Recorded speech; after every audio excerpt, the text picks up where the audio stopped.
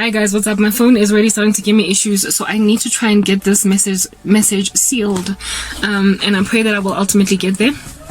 Anyway, very well. So I was explaining this dream, right? I ended off explaining the portion where what is this? The staff members were swimming in the swimming pool, and there was this one colleague that shot the bird down, right? Very well. So the dream then suddenly moved over to another scene. Okay. It was still what I understood to be inside MTN, the organization. However, it was on now a university campus, but it was still at work. Dreams are weird like that, right? Yeah. It was on a university campus, but it was at work, and I was a student in this university, and I was living on good dormitory. I was living at residence on this campus, and I was sharing one dorm with like 6 other colleagues. And it was a combination of males and females, all right? And we who were sharing this dorm were all Christian.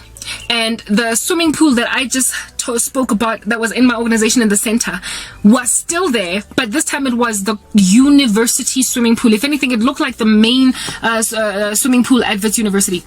Just now that I think about it, it was still there, but it was this time within the setting of the university, and it all still felt like it was at work and not so much at my university. And this swimming pool this time around was just like encircled around it by a whole bunch of university age kids playing around, toying around with like beach balls and everything around the swimming pool. And this swimming pool was sparkling. It was sparkling, like, you know, those magic sparkles that I was speaking about that are similar to the ones in this video. Yes, they were around this swimming pool, and me and these colleagues of mine that I was sharing a dormitory with were the only ones prayerful, and I had been reduced to a toddler. I was living with them in this dormitory. We were Christians. We were grieved by the happenings in our university / corporate environment, our school / workplace. And we knew that everything that was going on was evil. And they all looked like university age. Like, they looked like perhaps 20, 19, 21. But I looked about like post-toddler, like a preschooler. I looked maybe 6, 7 years of age, and I was tiny, sleeping in this bunk bed that was my own, but we were sharing like the bunk. There were like 3 bunk, like, you know, bunk beds. There's like they are layered. There's like a bunk at the bottom, and then we were stacked on top of each other in this one dorm room, and we were all Christians, but I in particular was the size of a toddler, if not a preschooler. And we felt kind of trapped in this environment. Like, it was small. It was too small for us to live in this space, all of us, man, you know. And we were sleeping there. We had no other way out, and we were grieved by the goings on in our university / workplace. And everybody was blasé and nonchalant and la-di-da. People were blasé, nonchalant, and la-di-da, and we were busy trying to pray. We were busy trying to cast out demons. We were busy trying to do basically Christian activity, but we were so beleaguered. We were so incredibly outnumbered by everybody's constitution, and by the now that which I have come to conclude was magic. We were so overwhelmed by the incredible amount of magic happening around us that we were cornered, and all we could do was just be in this cramped up space, living in this dormitory, all like 8 of us, or however many of us were, sharing this one dorm room, grieved by the happenings in our university / workplace. And one of us, me, were a toddler at university, in the workplace. I had been reduced to the size of a toddler. Yeah. After moving from this particular, dorm room, right? So the swimming pool is there. Now at Wits. In the earlier scene, it was down below, in my offices, but these environments are all the same environment. In my dream, I understood them to be the same place.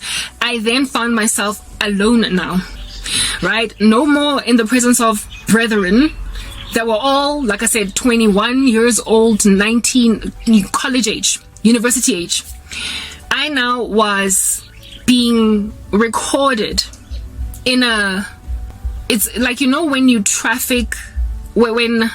sex traffic, people, like, sometimes to how sex traffickers work, like they kidnap, for instance, like a 6-year-old, right? And then they put them in some room, isolated, and then they set up like cameras, and they record this child, and they ask them questions. What's your name? Blah blah. Take off your shoes. Take off your pants. Take off your shirt. I was now sitting on instead of sitting on a chair being interviewed, I was on a sponge on the floor in this dark room, and there was recording equipment all over around me, and I understood that I had been sex trafficked, but I was yet to work, I was yet to get interviewed, I was yet to get recorded in a compromising capacity. I didn't want to be there, and I was a preschooler. My age was preschooler, like 7 to 12.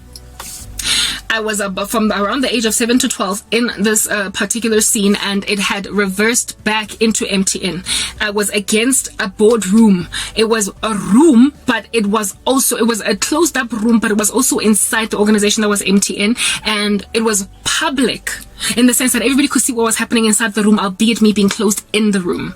And there were cameras all around me, ready to record me basically being compromised sexually. And I had been trafficked, and I felt trapped, and the dream ended there. When I woke up, I was like, what? Like, what the heck was that? What did I just see?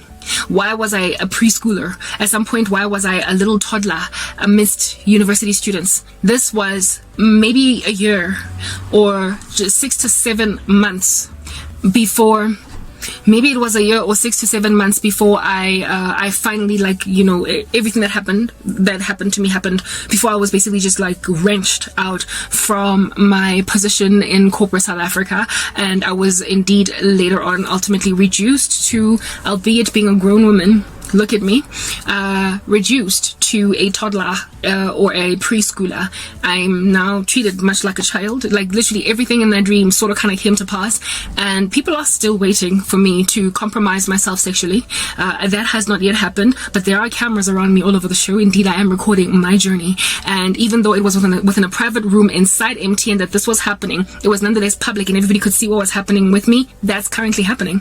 Now, as for why it is that we as Christians in this particular wicked nightmare were reduced to university students, and we were all cramped in one room in this environment where nobody was listening, and it was just inebriated all over the show with magic activity, is precisely currently the cry of Christians in my country in particular. I don't know about the rest of the world, but there is so much witchcraft in South Africa operating right now that believers have been reduced as true sound Christians, biblical ones. We've been cornered, we've been isolated, we have been ignored, and we've been reduced to don't take them too seriously. Some of us get heard better than others. Others are viewed as, for instance, college students, university students, but they're not seen as grown men and women that are influential in the corporate space or influential in the political arena where they can actually get heard. They are given as much clout as a university or a college student would be given, if at all they want to voice their concerns about anything going on in corporate, like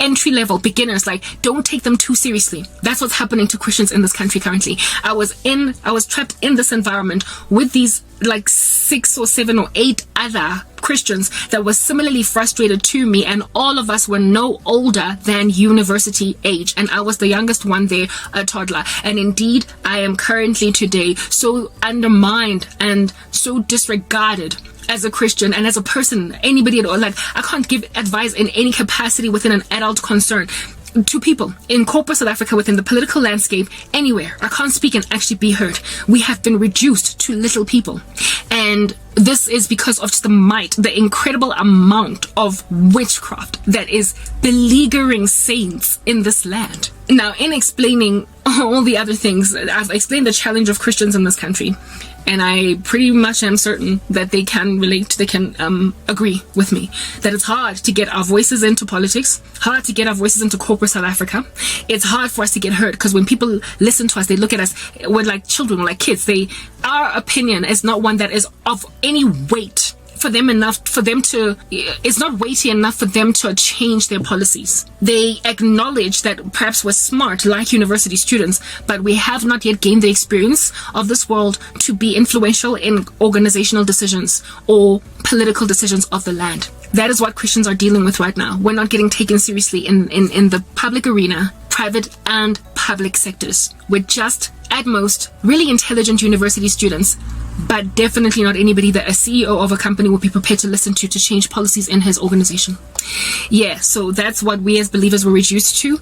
I had to explain that part first, because the next part that I'm going to explain is pretty much the rest of the other wickedness that was going on in the dream that ultimately led or resulted in South African Christians. This might be global, I don't know, but this was my dream for my company, and the squares within which it was operating were both in academia as well as in corporate South Africa. So this is likely happening all the way from university level entering into corporate, where Christian students are struggling to get heard, and Christian employees and corporates are also struggling to get heard, and theirs is the most important voice. However, we are nonetheless the most ignored, the most overlooked, and if at all we become too flagrant in our charge unto repentance, they might even reduce us to the status of toddlers, like they've done with me. Preschooler, toddler type young age. You can talk all you want, but you won't even get heard. So now in particular, I've been reduced to such a small and insignificant thing that I don't even get listened to. What corporate executive is going to listen to a 7-year-old child? They won't. You might listen to a university student speaking because, you know, they're up and coming and the opinion of the youth matters. But a toddler, no. You're going to tell them grow up first. I've been so humiliated and debunked off corporate South Africa altogether, and been made just another vagrant that's just gathering dust and is a oxygen taker and a carbon emitter, like Klaus Schwab would call me. I'm just a space taker, and to a point where really, if I speak, what's that? I hear a voice, I can hear something, but what is it saying, and why is it even talking? That's what I've been reduced to. Yet listen to me speak. Listen to all the prophecy that God has given a person that has been made that out of by the occult. Listen to them speak. Listen to the concerns that they've been given over the nation. Now, mind you, when I got those dreams, I was like, what? I've been in Christ 11 years. So perhaps this is 11 going on 12 years. That prophecy is about 10 to 11 years old, because I got it in more or less the first year of my redemption. 11 years later, look at the country. Look at the country. So by simply reducing us to this, like to just only as old as university students, sometimes as young as toddlers or preschoolers, the country has been thrown to the dogs in just a decade. The dogs. Next part.